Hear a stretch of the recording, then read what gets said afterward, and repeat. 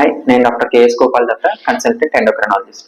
So ఇవాళ మనం మాట్లాడుకోబోయే topic sugar వచ్చిన వాళ్ళందరూ ఇన్సులిన్ ఖచ్చితంగా వాడాలా.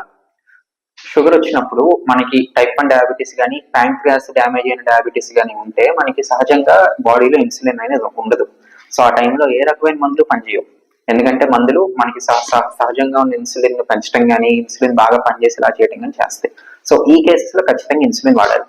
కానీ ఈ కేసులు ఎంత మేబీ ఒక 3 to 4% ఏమో, మిగిలిన 95% వాళ్ళకి టైప్ 2 డయాబెటీస్.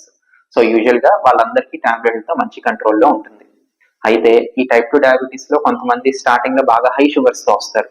వాళ్ళకి ఏం చేస్తామంటే అంత హై షుగర్ ఉన్నప్పుడు మందులు సరిగ్గా పనిచేయవు కాబట్టి టెంపరీగా అంటే ఒక 2-3 వీక్స్ లేదా ఒక నెల 2 నెలలు ఇన్సులిన్ వాడించి తర్వాత ఇన్సులిన్ ఆపేసి టాబ్లెట్ షిఫ్ట్ అయిపోతాం.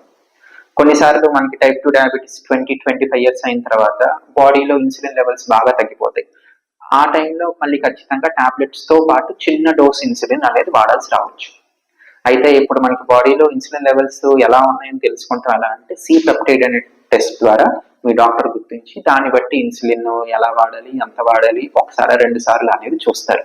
అంతేగాని వచ్చిన ప్రతి వారు ఇన్సులిన్ వాడాల్సిన అవసరం లేదు. అలాగని మనకి ఇన్సులిన్ అవసరమైనప్పుడు ఖచ్చితంగా వాడాలి. మీ ఇన్సులిన్ వాడిన టాబ్లెట్స్ తో పని అవ్వాలంటే మాత్రం అవ్వదు. సో ఇన్సులిన్ ప్రిస్క్రిప్షన్ అనేది మీ డాక్టర్ ఖచ్చితంగా అవసరమైతేనే పెడతారు.